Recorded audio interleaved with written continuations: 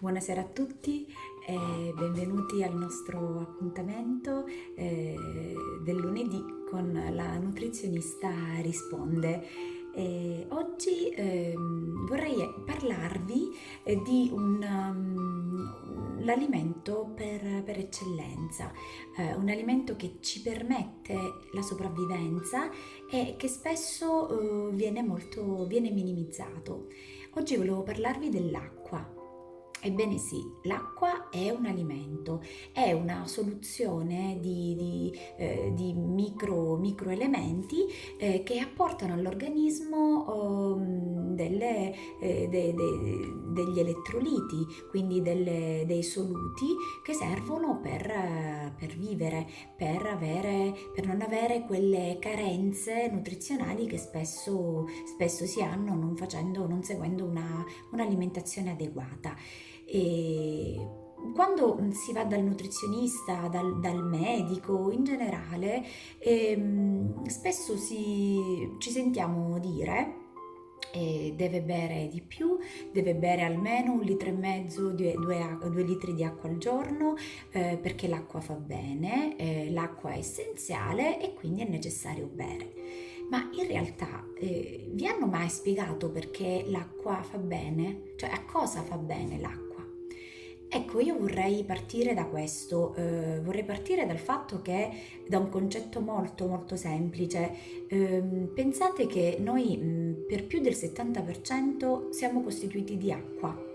Perciò vi lascio immaginare quanto questo alimento funzionale sia necessario per la nostra sopravvivenza. Noi possiamo stare dei giorni senza assumere altri alimenti, ma l'acqua è necessaria perché già una disidratazione del 10% apporta all'organismo notevoli complicazioni e si può andare anche incontro alla morte.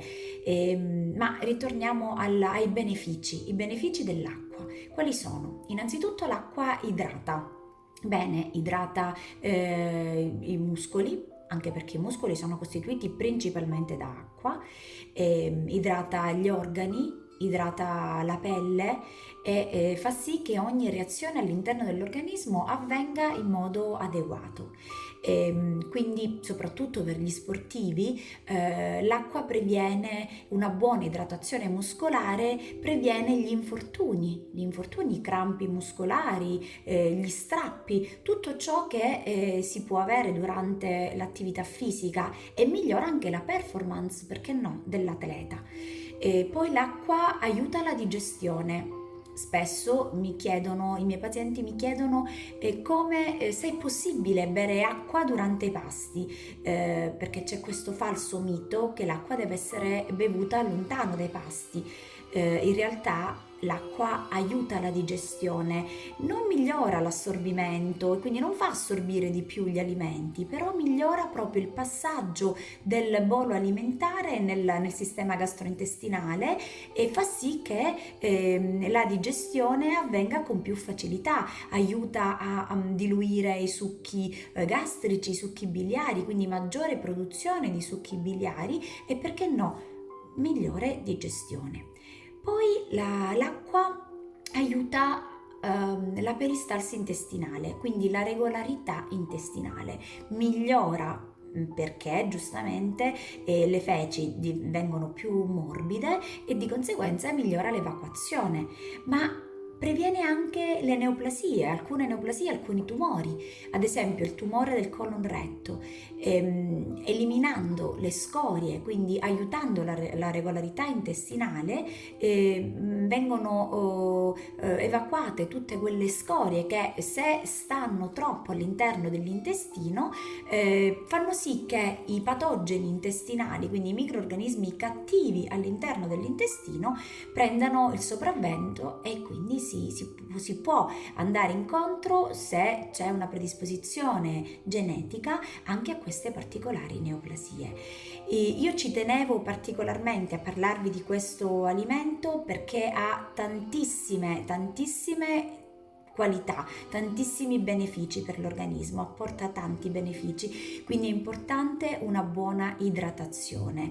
È importante non demonizzare neanche il famoso residuo secco dell'acqua, perché spesso noi scegliamo l'acqua leggendo sull'etichetta nutrizionale il residuo secco e da lì decidiamo che un'acqua con un più basso residuo secco sia un'acqua migliore. In realtà il residuo secco è la concentrazione di soluti di microelementi che sono presenti all'interno dell'acqua ed è necessaria ed è espressa in milligrammi litro ed è necessario conoscere i vari tipi di acqua, un'acqua oligominerale, un'acqua più mineralizzata e a secondo del nostro stile di vita, a secondo dell'età, a secondo del sesso, dell'attività fisica svolta, anche degli stadi fisiologici come per esempio la gravidanza, l'allattamento, è necessario scegliere l'acqua adeguata anche tenendo conto soprattutto del residuo secco, quindi della concentrazione di questi microelementi che sono il sodio, il potassio, il fosforo, ma anche ferro, rame, selenio, sono tutti quei microelementi e oligoelementi che sono necessari e che devono essere introdotti.